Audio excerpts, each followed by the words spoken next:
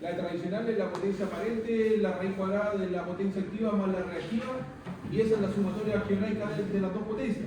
Pero resulta que cuando empezamos a hablar de sistemas netamente ya alternos, digamos, con variaciones ya por una abundancia de cargas no lineales, ¿cuándo se ocupa esa fórmula? Se ocupa cuando tengo una gran cantidad de cargas lineales por sobre las no lineales, ocupo la fórmula tradicional. Pero cuando ocupo la otra fórmula,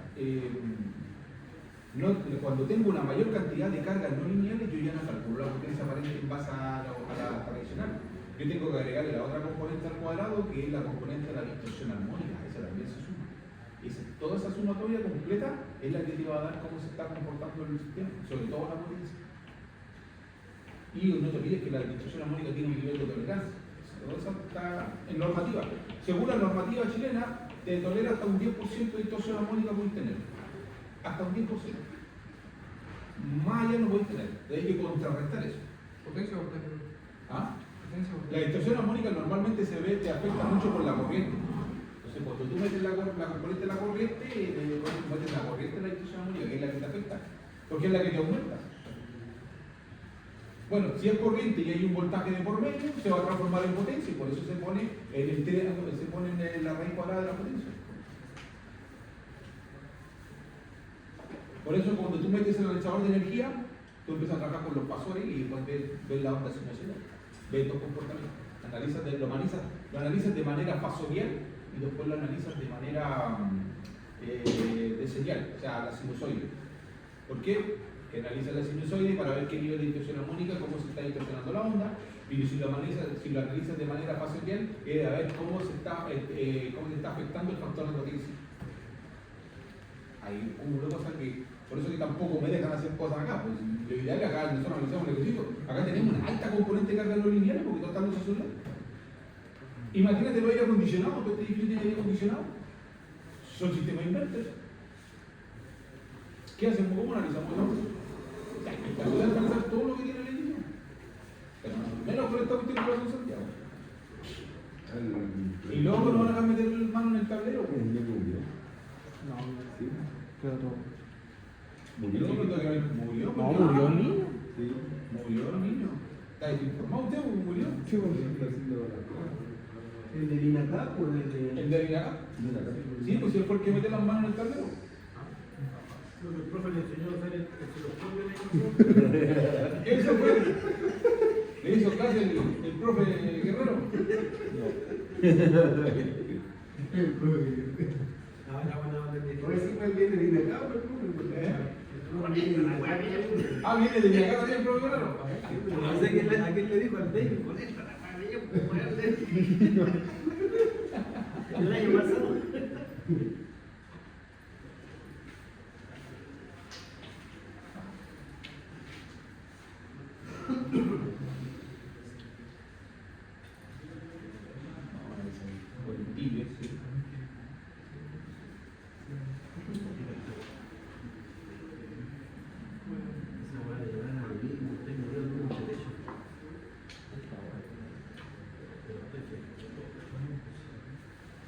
Y eso que ando con vos conmigo.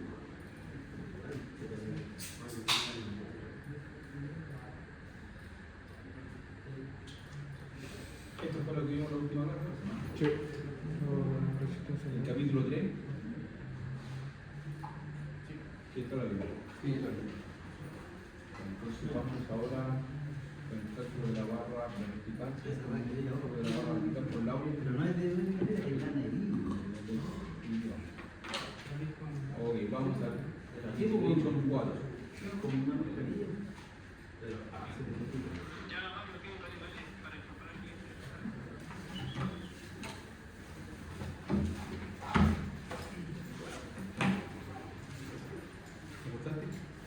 Sí. No, yo casi. Le aguanté 3-1 a Colombia, que gana el 3-1. Hoy día le había puesto 2-1 empataron a 1 de Sudáfrica con República Checa.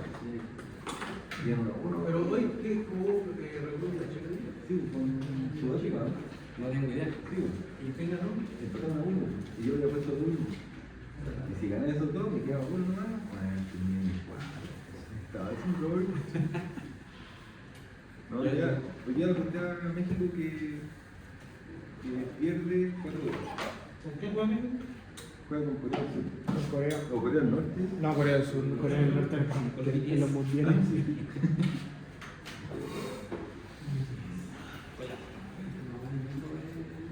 Pero jugar juego no hay día, Hoy día- si juega el juego no hay día, mañana. Me queda México. ¿Ahora? Sí. ¿Ahora está jugando?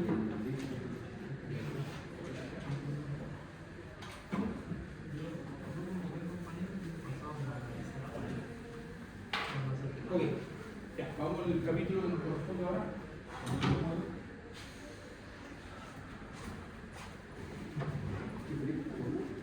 Y ahí vamos a ver con el diseño del electrodo de malla en media tensión. Y ahí aquí vamos a entrar a trabajar con lo que es la corriente del Darcier, ¿cierto? Esa es la corriente tolerable por el cuerpo en fallas transitorias, ¿cierto? Y ahí viene ahí con los voltajes de paso y los voltajes de contacto, tiene que ver Darcier. La parte de las condiciones del diseño de la malla, ahí vamos a hablar con el método de Laurel y el método de Koch para potenciales de malla y de paso.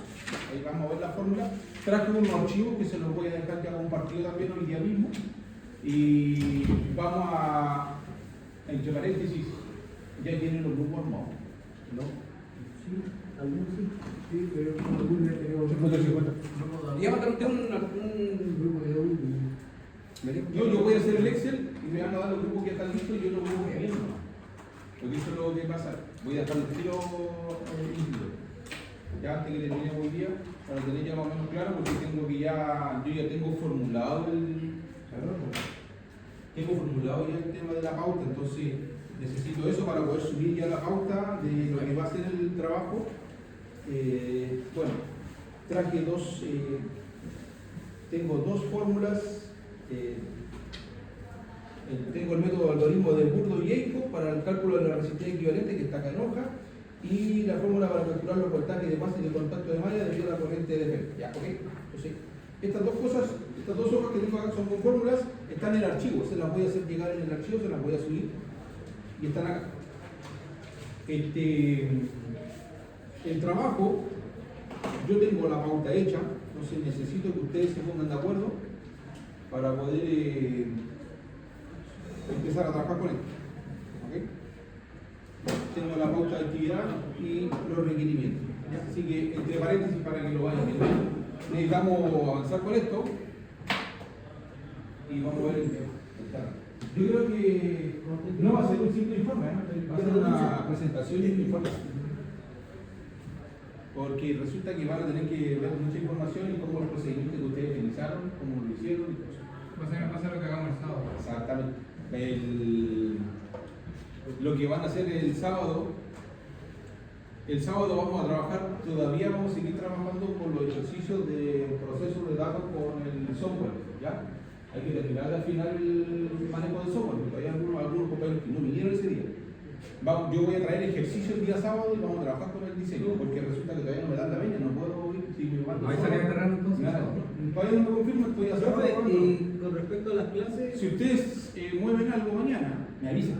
profe, Si ustedes reclaman, Sí, pero son así, son proactivos. profe, consulta, y al final las clases las vamos a hacer temprano, ¿no? A ver, también es un tema el país. Ya, pero como usted dijo que está sumado en ese. No, si yo no tengo problema, si yo le dije, yo no tengo problema con hacerle las clases mañana, si quieren venir a las 5 de la mañana, todo vengo a las 5, no hay problema. Pero resulta que estos compadres me van a estar llamando que yo no estaba acá en la sala o en la sede. Claro, que a las 11 no estaba. Claro, profe, ¿usted por qué no está en la sede? No, si espero 8:30 y ¿qué le hizo? Sí, para correrlo del día más, todavía no me dan la respuesta, imagínense. Y nosotros ya estamos viniendo ya los 10. Sería bueno hacerlo de. Yo por mí, 8:30, ningún problema, yo estoy acá a las 8. ¿Usted dice problema a las 8:30? A las 8:30. Yo no me complico. Total, yo toco los sábados de la tarde. Por eso toman el viernes, pero bueno, más temprano tomamos. Tomará el viernes más temprano, es la diferencia. Ya, vamos a ver el tema de lo que es los ejemplos de cálculo y el voltaje de base y de contacto, tablas de parámetros con respecto a los factores factores K, ¿cierto? Y obviamente ciertas otras cosas más. Con respecto a la puesta a tierra a media tensión, los principios generales de operación ¿ya? Son los que vamos a ver acá, que las subestaciones receptoras de la empresa de distribución, los transformadores reducen la tensión, obviamente transmisión de 220 a 154, 66 kilovoltios, ¿cierto? Vamos a ir trabajando en esos distintos voltajes de las subestaciones. Pero a tensión de distribución estamos hablando de 12, 13,2, 15 kilos hasta 22 kilovoltios, que vamos a ver, esas son las de distribución. Ya. Si hablan ahí de tensiones a tensiones de distribución, ¿a qué se refiere específicamente? Esas tensiones, ¿dónde las vamos a ver? ¿En qué sector?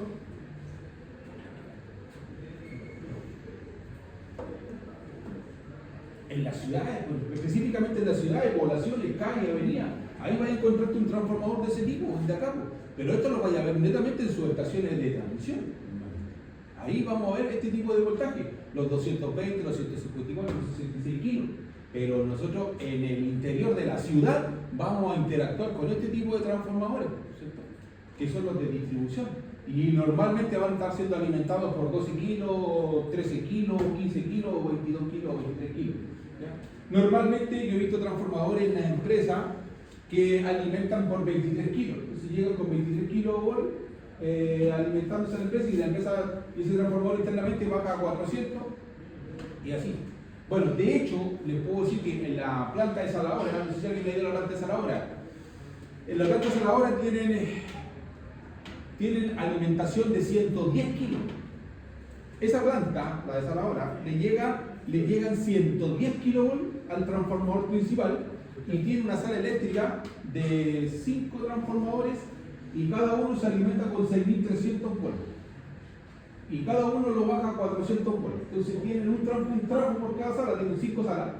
Y, perdón, tienen 4 de 1.25 megas y uno de 2 megas.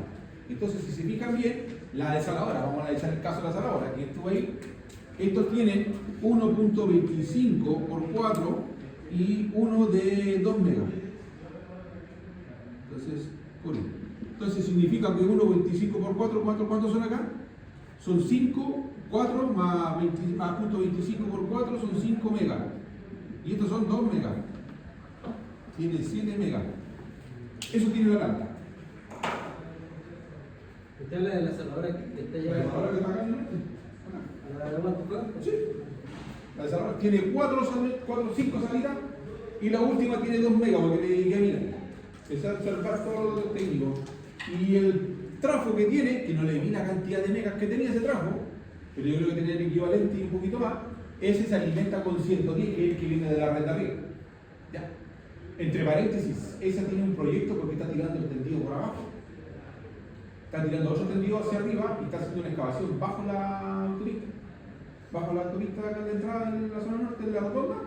Están haciéndolo con un robot, tienen a un viejo metiéndose con el robot adentro y tienen que cruzar al otro lado de la avenida porque ahí hay una torre. Ahí van a llegar a su viejo que van a poner una cámara, es una tremenda cámara que están haciendo ahí para poder palmarse. Seguramente la ampliación, no se olviden que esa desaladora se amplió. Sí. Por lo tanto, yo lo que pude ver es la parte antigua de la desaladora donde está la sala, ¿verdad? No he visto la otra ampliación. ¿Cuánto demanda esa energía? Y creo que ese tendido lo van a hacer para la nueva, para la ampliación. Bien, entonces más o menos, fíjese bien, que ahí, bueno, una industria como la desaladora, obviamente iba a entrar con 110 kilos, no va a entrar con 23. Es muy grande la demanda que tiene y los motores que tiene.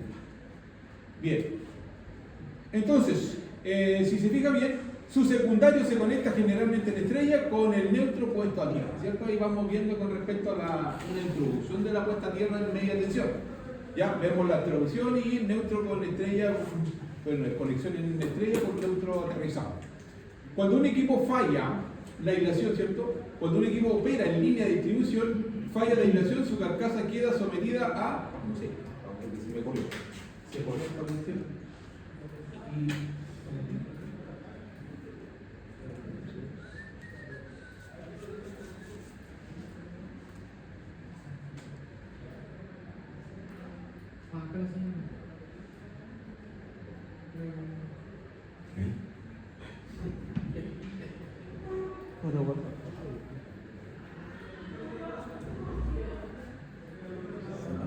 Entonces, vamos viendo ahí dice que sufre una falla su carcasa queda sometida a una tensión respecto del suelo y del orden de los 7 kilovolts. O sea, ahí habla de tensión en la carcasa. El riesgo para las personas, sabemos ya que eso es al conectar la carcasa a tierra, la protección se forma un circuito de falla que involucra a quien esté cerca del electrodo. Normalmente ahí no puede agarrar un famoso voltaje de contacto si es que toca la carcasa. La función de la puesta a tierra es hacer operar las protecciones rápidamente y controlar las gradientes de potencial sobre el terreno. También puede tener un voltaje de paso. La carcasa energizada queda conectada en serie con las resistencias de puesta a tierra y las impedancias de la línea de alimentación. Esa es la gracia de conectar esta carcasa a tierra, ¿cierto? Vamos a bajar la tierra. Ahora, nosotros habíamos conversado en la clase anterior, cuando tenemos un transformador, ¿cierto? Una subestación, si tenemos una subestación que estamos entregando una corriente, estamos pescando solamente las 3 fases, ¿no? Vamos a ver que estamos pescando las 3 fases.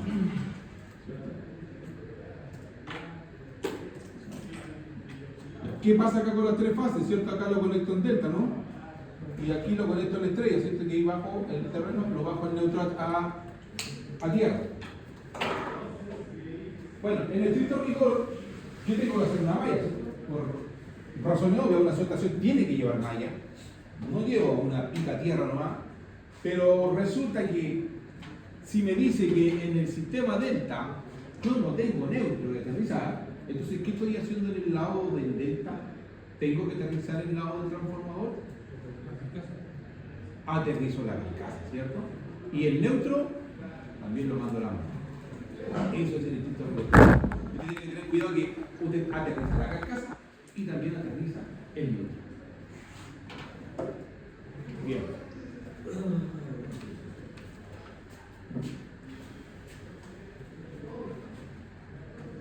Con respecto a la resistencia en serie, ¿cierto?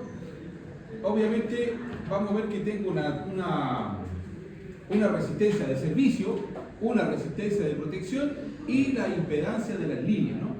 Ahora, la diferencia clave con esto es que la única diferencia con el caso de la baja tensión es que la magnitud del voltaje aplicado al circuito equivalente a la falla en media tensión está en voltaje.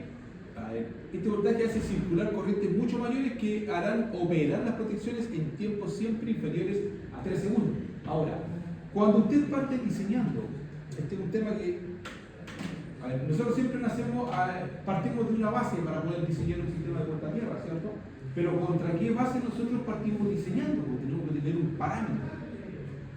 ¿Qué parámetros buscamos antes de diseñar un sistema de puesta a tierra? ¿O simplemente el parámetro para mí decir que tengo que cumplir con 5 ohms estoy bien? Ese parámetro para mí me dice, yo tengo que diseñar una malla de tierra para 5 ohms. ¿Cuál es el parámetro fundamental? No.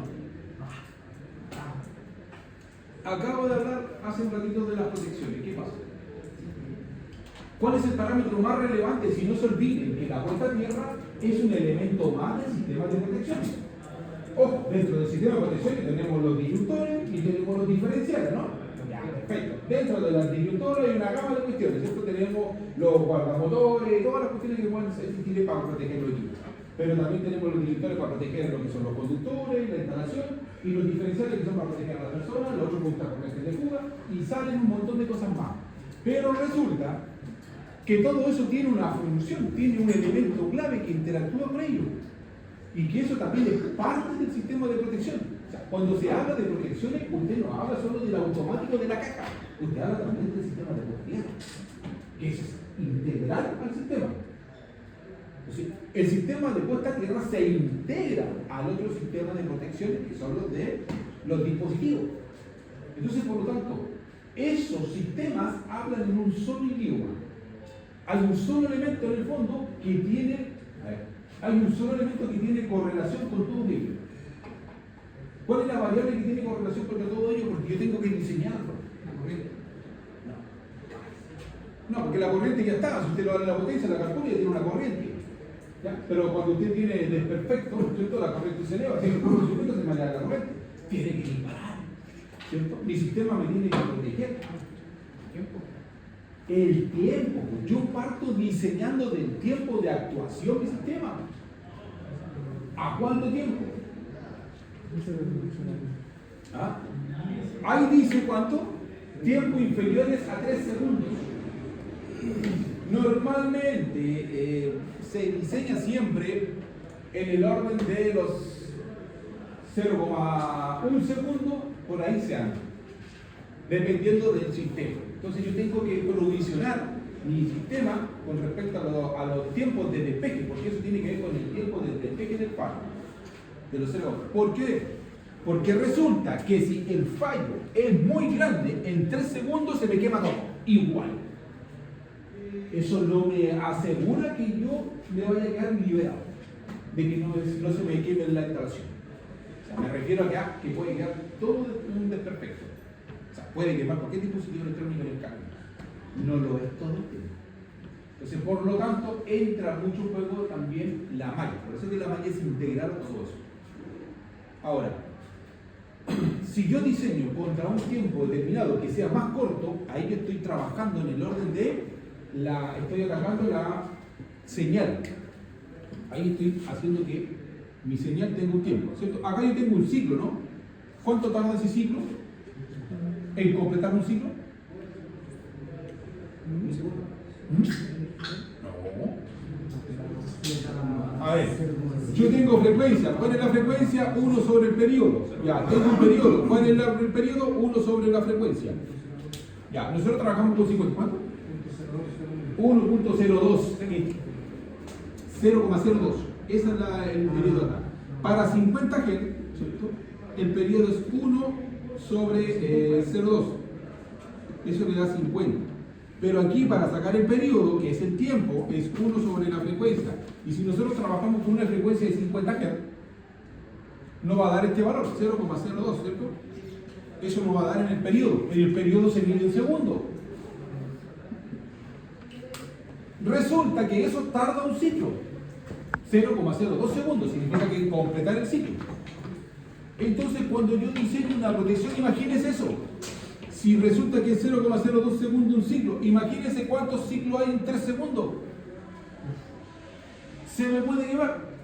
Si yo trabajo a 0,1 segundo, ojo, esto en tiempo quiere decir 20 milisegundos. 20 milisegundos. Ese es el tiempo que yo puedo que tarda ese ciclo.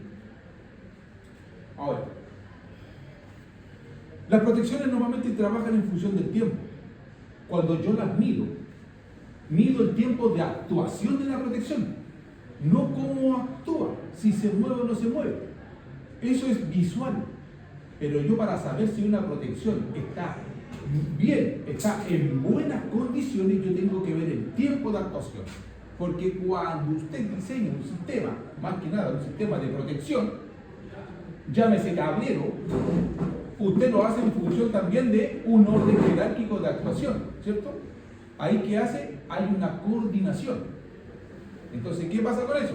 Que dentro de esa coordinación también está el tiempo de despeje del fallo con respecto a tierra. Ahora, si ustedes se preguntan y analizan el caso, ¿es relevante tener un buen sistema de vuelta a tierra o puede pasar un segundo plano si la protección es desarmada? ¿Puedo confiarme todo siempre en las protecciones? No. Está el fallo. Y ese fallo es un tiempo. Ahora, cuando usted hace coordinación de protecciones o selectividad de protecciones, ¿en base a qué hace la selectividad? En base a curva. ¿Cuánto tipo de selectividad hay?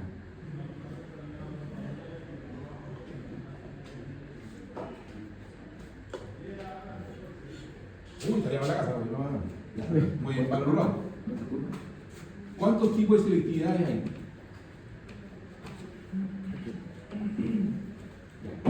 Hay una selectividad paramétrica y una temporal, una de tiempo, ¿cierto? Una horaria. Cuando usted calibra la protección arriba, el caja moldeado, usted tiene que cambiar.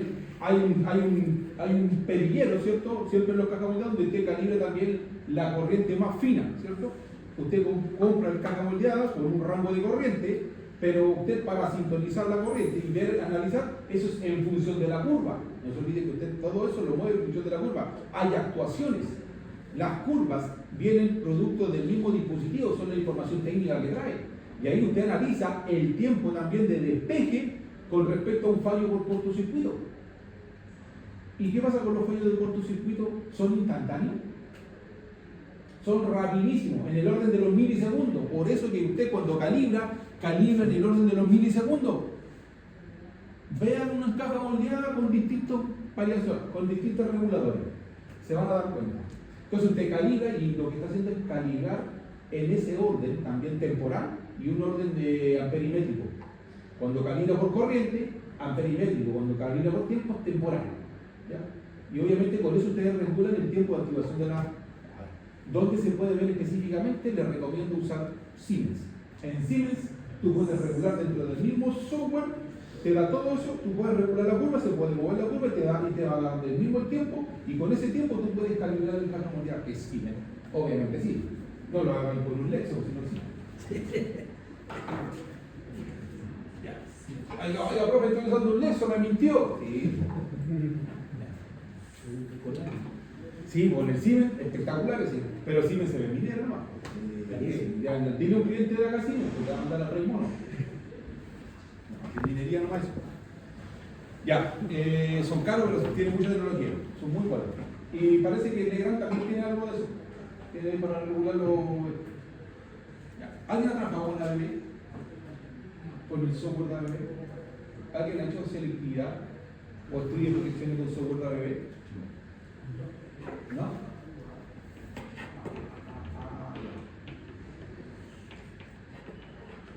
Ya, pero este curso es de protección, así que vamos a hacer una clase de protección, de selectividad y todo eso. Vamos a hablar de la conclusión. En todo caso, si lo digo, debería. Es malo el software de ABB. Es horrible. No es amigable. Puta, terriblemente negro. De verdad, al lado de Legrand, 1000 patas. Pero, espectacular. Y de hecho, es mejor. Sí, por lo que vi, maravilloso. Son carísimos esos softwares. No, si me lo baja del gratis. Sí, Es gratis. ya. Tienen que bajar la síntesis. Muy bueno, pero eso, ojo, si tienes un proyecto minería, que han maravillado, si el costo lo baja, pero te permite hacer selectividad. Entonces tú mueves la curva de ahí y con eso tú empiezas a manejar todo eso, la curva. Y luego tú calculas tu corriente. Con tus cálculos de corriente que te van a dar, tu corriente de cortocircuito te da todo eso, luego tú vas al software y empiezas a hacer la selectividad, si trabajas con eso. Y después calibras y mueves la curva. Y ahí después tú haces toda la y sacas el reporte. Bueno, para entregar el reporte, ABB también te entrega reporte, si no quiere decir que no se haga humano, pero es trabajoso, lo digo yo, no es amigable con el usuario. ¿Ya? Aparte, hasta para instalarlo es complicado, enredado, más que nada enredado. Pero les recomiendo trabajar con Legrand, y aquí otro más, otro software que se quiera, que también es muy bueno.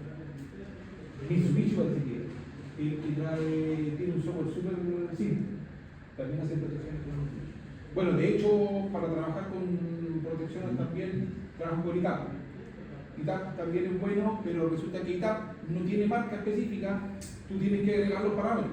Hay una marca que no te trabaja con ITAP, que eso sí no te lo reconoce, porque depende de la normativa. Pero ahí tienes que tú cargarle la librería, le cargas la librería con los dispositivos y ahí recién puedes hacer selectividad para que el software funcione en el reporte. Estudia por tu software. Pero vamos a ver algo ahí, un ejemplo de cómo lo vamos a hacer, antes que terminemos la clase del módulo. Bien, la naturaleza de las fallas, más que nada con respecto a las transitorias y las no permanentes, ¿cierto? Ya. Con respecto a baja tensión, la tensión de seguridad fija es de 50 volts, ¿cierto? Eso es por normativa. ¿Ya? Y la falla puede considerarse permanente y el cuerpo soporta corriente durante tiempos prolongados. Ahí es cuando hablamos de... Ahora, ¿dónde dice que son 50 volts? En la normativa vigente. A ver, hay dos tipos de voltaje, ¿cierto? Uno para húmedo, para suelo húmedo y uno para seco, ¿cierto? Ya. Y para suelo húmedo, ¿cuánto es el voltaje? Voltaje tolerable.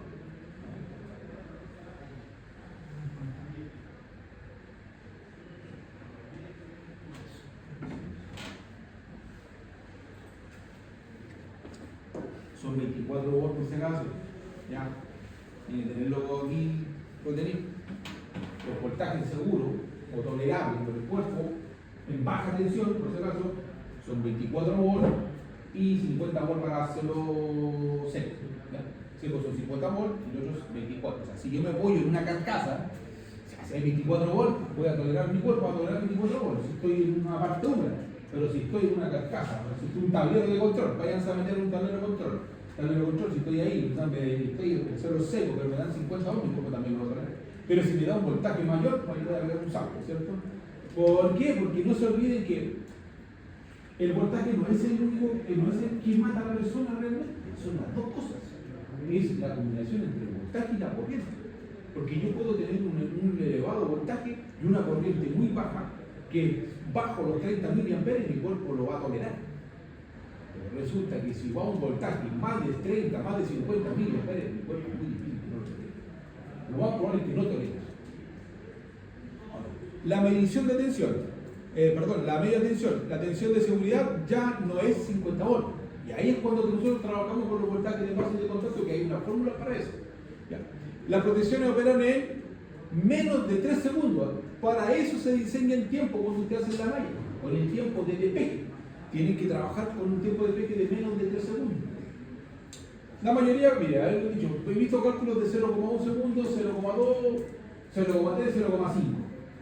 Calculan con la raíz de 0,5 el tiempo y ahí ven ese tipo de cálculo. Ahora, la falla se considera siempre transitoria. La corriente tolerable obedece a la ecuación de Dancier. Ya vamos aquí a la de Dancier. Y es esta la ecuación de Dancier. La corriente tolerable por el cuerpo para tiempos inferiores a 0,3 segundos que el cuerpo humano puede tolerar sin alcanzar fibrilación ventricular se obtiene de esta ecuación. Ahora, cuando hablamos de fibrilación ventricular según el cuadro que viene ahí en la norma RIC número 6, ¿cuánto es la corriente tolerable antes de entrar en fibrilación? 32 mil. ¿Ah? 32 mil. 30 mil. 30 mil. Porque los diferenciales normalmente están hechos para 30. Pero alguien va a decir, oiga, pero hay diferenciales de 100 mil. Sí, es cierto. Hay diferenciales de 300 milisegundos. Sí, es cierto. Pero eso no los protegen a ustedes. No están para eso. ¿Okay? Porque por razones lógicas, ¿a cuánto entonces empieza a fibrilar el cuerpo? A los 50 mil. Ahí ya usted empieza a entrar en el umbral de la fibrilación. Hay una curva para eso que la vamos a ver más adelante. A los 50 milisegundos, usted ya su cuerpo empieza a fibrilar. ¿Qué significa? Empieza a entrar en condición de taquicardia. Empieza a entrar en ese grado. Se empieza a acelerar. Y como la corriente va subiendo, no se olviden que esto no se detiene, sube hasta que no actúe la protección, obviamente. Por eso que la protección se hace normalmente para el cuerpo humano, hay hasta 30 mA, que es como lo recomendable de todo su trabajo. A ver, en una instalación ustedes pueden ver máquinas industriales de 300 mA. ¿Alguien ha visto una de 300 mA? ¿Un diferencial de 300? ¿En algún tablero? ¿Ah? Yo no he visto. ¿Lo ha visto? No, yo no. ¿Alguien la tercera? Ya, ¿cuál es la finalidad de poner un diferencial de 300 mA? Única y exclusivamente por selectividad. Se pone. ¿Por qué se pone por selectividad? Porque en una instalación normal, su sistema de protección más que nada de la persona, trabajamos con el orden de los 30 mA. Pero resulta que cuando tenemos una instalación más grande, tenemos muchos más dispositivos involucrados ahí. ¿Qué significa eso? Que es más propenso que generen una fuga de corriente. Y resulta que si yo tengo una gran cantidad de dispositivos conectados con la misma fuga de corriente, con el mismo calibre de fuga de corriente, lo más probable es que me salte otro dispositivo por simpatía. Eso se llama disparo por simpatía, pero en el fondo es una inducción de otro armónico que se va a ir por la misma línea y le va a disparar otro.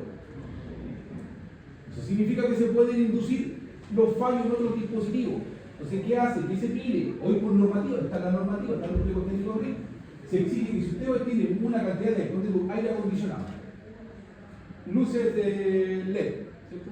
Tenemos otros dispositivos más que pueden ser un horno, otras cosas que damos, enchufes normales que también tienen que ir con diferencial, y cada uno va a tener su rango de corriente, pero resulta que yo tengo que tener un general que se pide por norma, que tiene que ser de 300 mA para que no dispare las protecciones. Por eso se pide.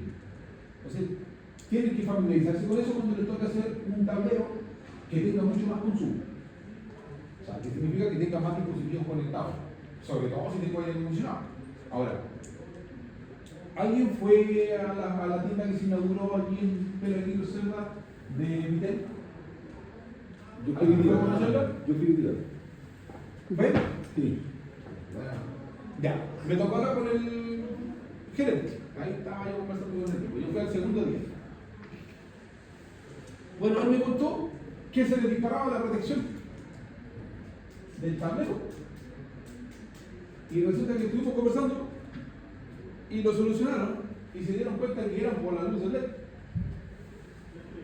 Tuvieron que cambiar el diferencial porque le habían puesto un diferencial común.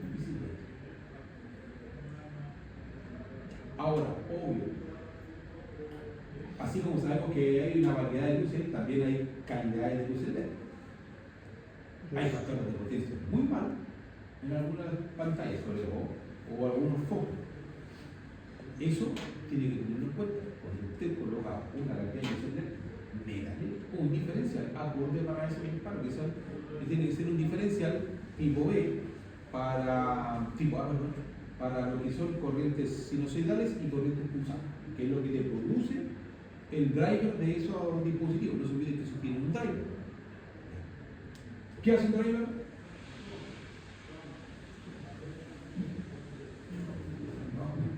¿Qué hace un driver? Sí. ¿Las luces LED tienen un driver o se conectan directo a 220? ¿Qué hago yo con eso? ¿No han visto esas capitas que vienen detrás del foquito? Sí, son transformadores. Le bajan el voltaje. Para que funcione el red. No son transformadores. Tienen un transformador que distingue. Eso es un conversor. Ah, claro. Sí, Convierte la. y cuando vean esa rutina, acuérdense del conversor fotovoltaico, que es lo mismo, una función similar a una escala menor. Pero resulta que esos son conversores que convierten la corriente alterna a continua. Pero resulta que en ese intervalo, en ese driver, hay un problema de eficiencia. Y eso depende netamente del fabricante. Eso quiere decir que según el fabricante que tenga, es como puede tener su buen factor de potencia o su mal factor de potencia. Si el fabricante tiene buena calidad, obviamente va a tener un factor de potencia más eficiente. ¿Qué significa más eficiente? Que va a disipar menos energía, va a generar menos armonía, menos distorsiones y se va a aprovechar mayor cantidad de energía y de potencia útil. Lo que no ocurre normalmente porque lo fabrican en China, ¿cierto? $1. Entonces todo eso viene por $1 y ahí van bajando las calidades. Pero resulta que eso te va a hacer que te disparen los diferenciales. Entonces tienes que poner un diferencial a 2 para eso y que no te salte otro dispositivo por sentado. Eso es un problema. Y denle vuelta a ese tema. Vamos al tema que nos vamos a el umbral de fibrilación, ahí se considera que la condición más peligrosa de la corriente no debe superar el valor que da al 100. Ahora, este es el valor que da Gauss. Es la intensidad en ampere, el tiempo en segundo y la duración de falla en segundo. Fíjense bien, nosotros hablábamos de 3 segundos, ¿cierto? Realicen este cálculo, ¿cierto? Con 3 segundos, ¿cierto? Pónganle la raíz de 3, dividan los 0,165, que es una constante que dan ellos, y lo calculan por la raíz de 3. Lo dividen por la raíz de 3. 0.09. ¿Eso le da? 0.09. 0.09. Ya, ¿se acuerdan que yo dije que lo podían trabajar con 0,1 segundo? O 0,5, póngale 0,5. Póngale 0,5, para no ser tan pesado. ¿Cuánto le va a dar ahí? 0.70. 0.70.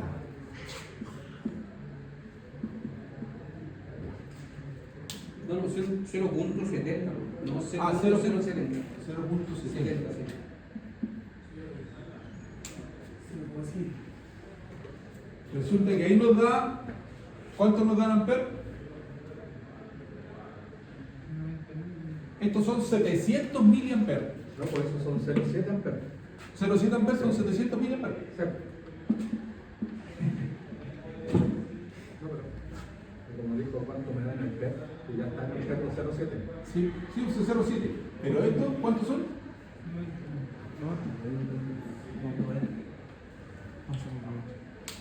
Estamos todavía en el umbral, ¿no? Ese 1,65, esa es la constante, ¿cierto? Sí, esa es una Pero esa constante. constante varía, o sea, depende del peso de la persona. Va a depender, claro, del rango de. Tiene un rango desde 50 y 70 kilos. Ya, pero vamos a ir avanzando, sí, vamos a llegar a eso que está diciendo. Ya, pero para que vean cómo están dando las corrientes acá. Ya, entonces, por tal sí. Ya, la corriente admisible es inversamente proporcional a la raíz del tiempo y protecciones rápidas permiten soportar corrientes mayores. ¿Ya? O sea, obviamente vamos a ver las protecciones rápidas. Las dos formas de afectación, ¿cierto? Vemos que es el voltaje de paso y una es el voltaje de contacto. Esas son las dos formas que tenemos que nos pueden afectar. Ya. La aparición de un voltaje entre ambos pies, ¿cierto? Condición más desfavorable, pies separados a una distancia de un paso, máximo 1 metro, o sea, puede ser simplemente 50 centímetros, ya. Y la otra es el voltaje de contacto, que es tocar con una mano la carcasa en el cristal. Esto ya está clarísimo. Y la tensión queda aplicada entre las manos y los pies. La condición crítica con el brazo estirado, si me voy así. Y también dice máximo 1 metro. Con respecto a los voltajes de paso, vemos acá que con respecto a estas dos situaciones de riesgo, la resistencia de contacto de cada pie del suelo mayor aproximado a 3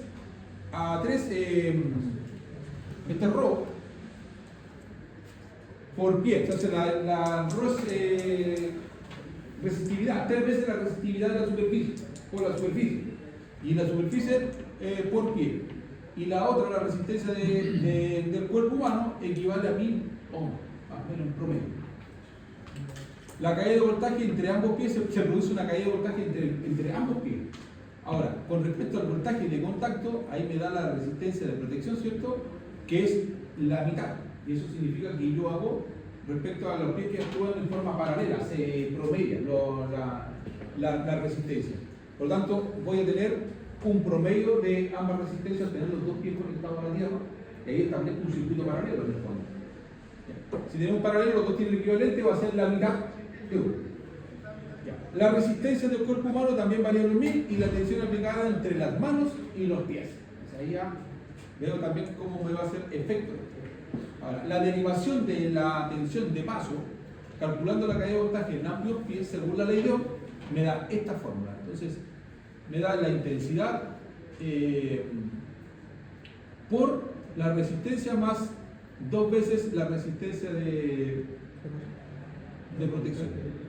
Ahora, dice acá que imponiendo que la intensidad de falla no exceda el valor de Dalziel y reemplazando la resistencia por 3 veces por el pie, se mantiene el máximo voltaje de paso permisible, que es este voltaje. Entonces, yo reemplazo este valor acá, se lo subo a los 165 y lo divido por la raíz del tiempo. El tiempo da 1 segundo. No se olvide que este tiempo está dado en segundos. Y ahí está la derivación de la tensión de paso. A ver, si la tengo acá, en la fórmula que están acá. Está la fórmula de Ya tengo otra hoja que salen los cálculos por fórmula de tensión de paso y de contacto, que entre paréntesis está la normal. Estas fórmulas están más explicadas. Voy a publicarla para.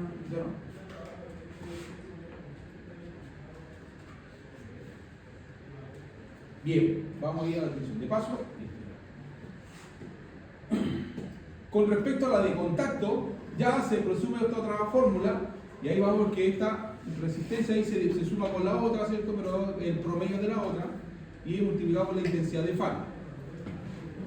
Aplicando nuevamente la fórmula de Dalziel, el máximo voltaje de contacto me da este que está acá, ¿cierto? Y esta es la fórmula también.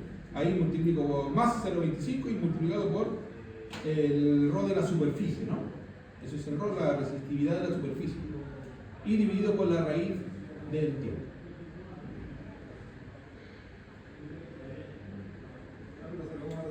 Y ahí vemos que el cuerpo soporta más tensión de paso que de contacto. Por lo tanto, sí, es cierto, pero ojo, si el cuerpo soporta más tensión de paso, va a verse supeditado simplemente al peso de cuánto podemos tolerar. Ya no se ve que hay un rango de peso entre 50 y 70 kilos. Ya. Ahora, para saber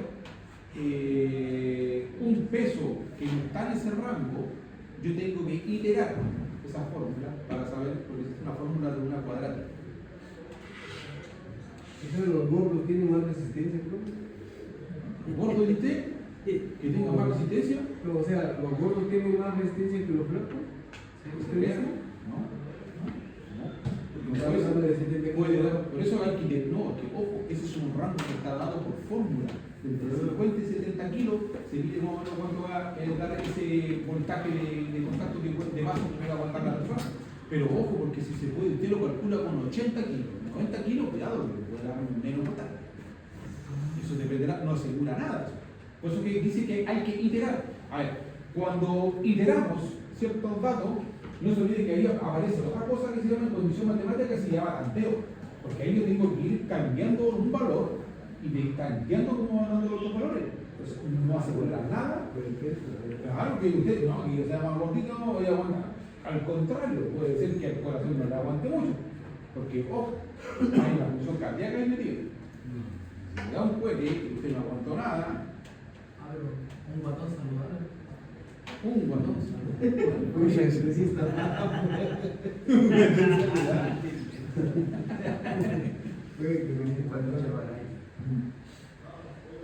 La resistividad siempre es como tiene una base molecular, ¿no? Porque, ojo, no te olvides que también el líquido del cuerpo tiene una alta concentración de agua y te hace más conductivo. Sí, pues. Sí, es el tema. El agua, porque, a ver, el líquido que circula por el cuerpo tiene minerales. La sangre tiene minerales y hierro. Ya, por eso ya estamos, por eso que es peligroso que te vaya, por eso que es más fácil que la corriente te atrape. Qué suerte.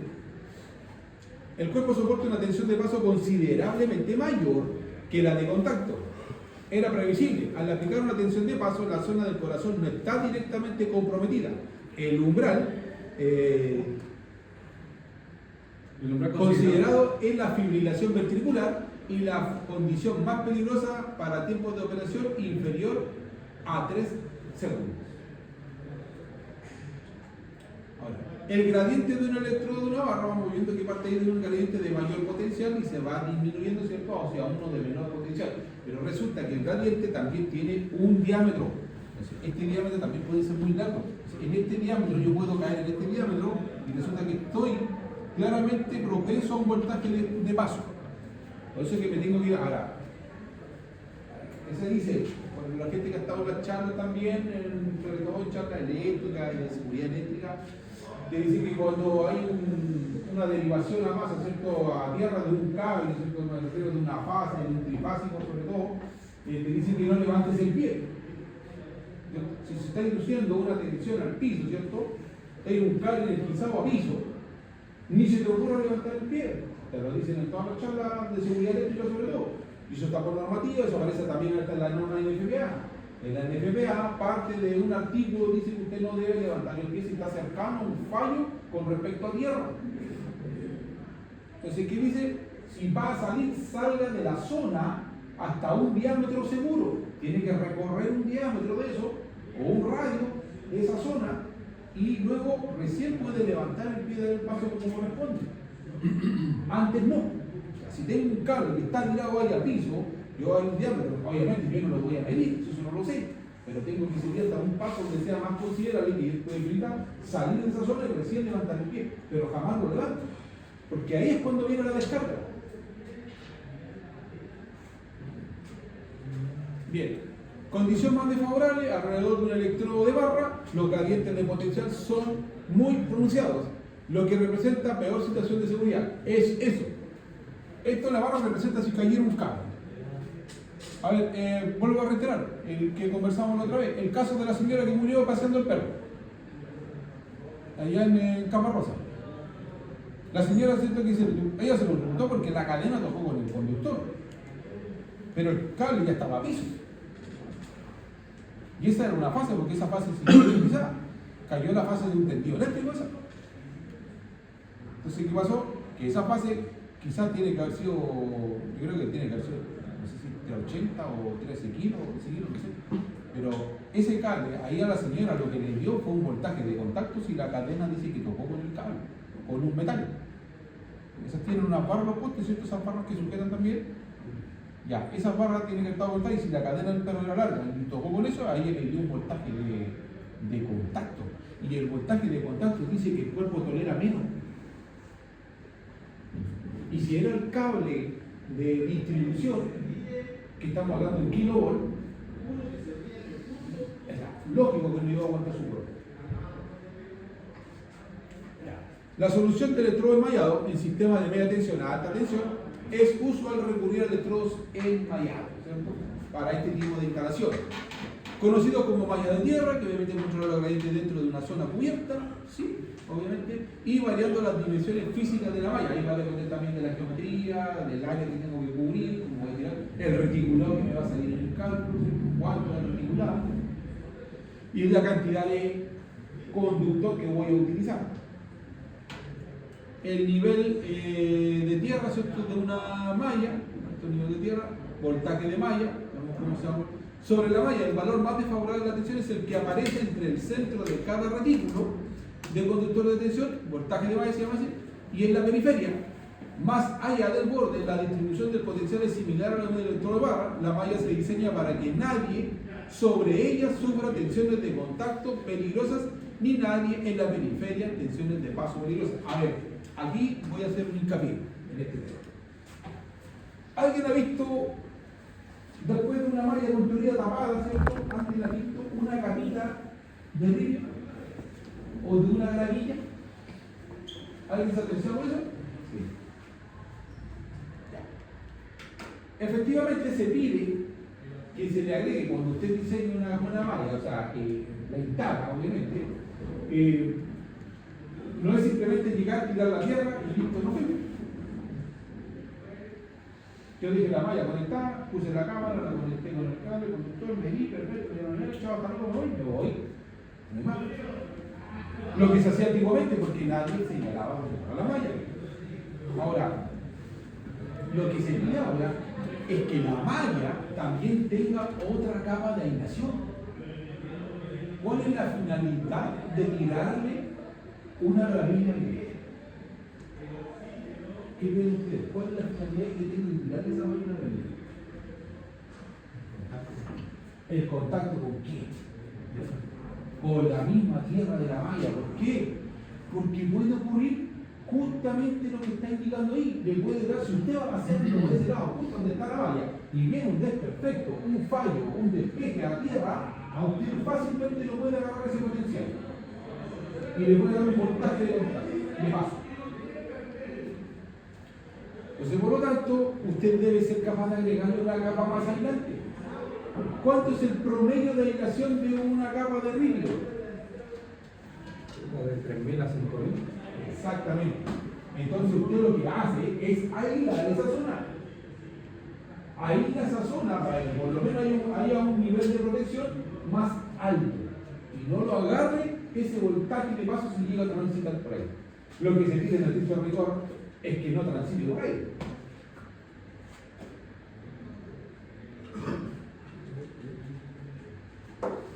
Eso se pide, así que eso también lo considera. Hoy se hicieron una malla, me llegué a tirar y hacer un hoyo y ya. Suelta nomás, viejo, estamos listos. Ella le dieron nomás y estamos listos. No, hay que tener cuidado. Ahora, obviamente, también sabemos que las mallas a veces también las quedan bajo radial. Algunas las tiran bajo radial y hay que tener. Claro, el radial también tiene un nivel de aislación. Al circular corriente, el potencial de la malla y de paso, ahí vemos la fórmula. Al circular la corriente por una malla se produce un potencial que puede determinarse con las expresiones de Laurent y de Foch, ¿cierto? Las de Laurent, vemos acá que hay un potencial de malla donde entran en juego los K, ¿cierto? Y son los factores de forma de la malla, esos son los K. Tienen que ir netamente con los factores de forma. Y los KI, tengo el KM y el KS, y el KI son los factores de irregularidad de la malla. Y la L, que es el largo total del conductor enterrado. Obviamente con el potencial de malla nos vemos supeditados a trabajar con esta forma, el voltaje de malla, y el potencial de paso, que es la parte de la periferia, y tengo la parte de arriba, ese es el voltaje de paso, el potencial de masa perdida, perdón, y eso tiene que ver con los KS y los K', perdón, los K y los K', y se calcula bajo esta forma. Las variables de las expresiones que tienen que ver ahí con los factores de forma de Mayer según sus dimensiones y su forma geométrica tienen que ver, ¿ya? Los KM y el KS. El K y el K', K', factor de irregularidad que tiene que ver netamente con la influencia no homogénea del terreno, o sea, en la distribución de flujo de corriente a tierra. Obviamente sabemos que hay un terreno que no es homogéneo. Lo más probable es que nos vamos a encontrar con ello, casi siempre. No hay una homogeneidad en todo el terreno.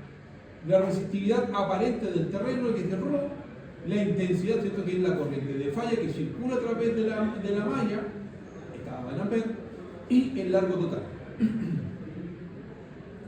La malla, dice acá, que no debe poner en peligro. Aquí, comparando las expresiones, una malla está bien diseñada si las tensiones que produce no superan los valores máximos tolerables por una persona.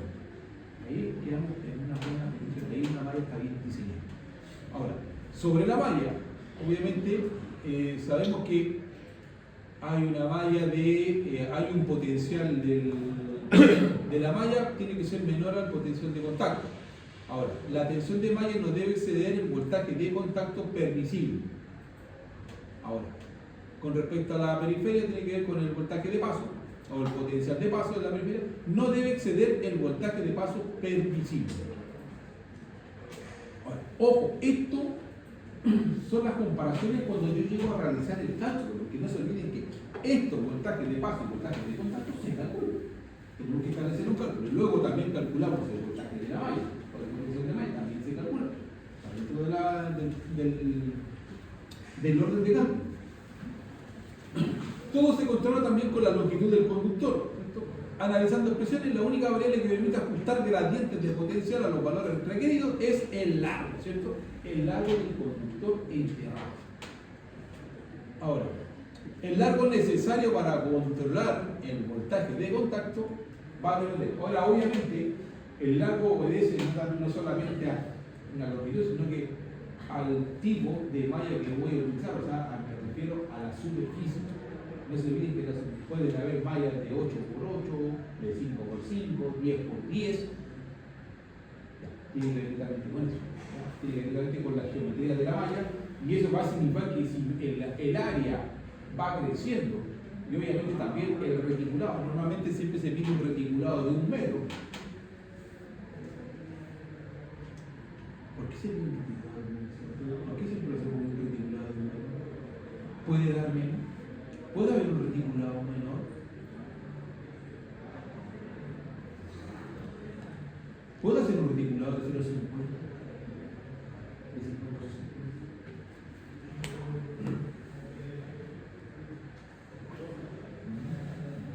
¿En qué me afectaría eso? Bueno, el reticulado usted se refiere a las secciones que separan una media de tierra. Nosotros instalamos ahí en Baquedano, en un edificio, una malla de tierra, pero el ingeniero lo puso de 30 centímetros. ¿El espacio depende del espacio? Una depende del espacio, ¿cierto? Sí, pero O sea, está hablando del reticulado de la malla. Este es mi reticulado. Miro ahí y miro ahí. Este es mi reticulado. Cada lado, este lado puede tener 1 metro. O también puede tener acá este lado 30 centímetros o 0,30 metros. ¿Qué pasa ahí? Entra más, entra mucha más soldadura. A mí me conviene, como lo más por el punto. Pero resulta que también tiene que ver netamente con dos variables.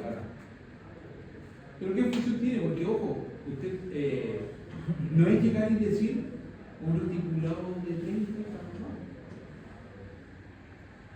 En la fórmula determinada no del reticulado. O luego y según la fórmula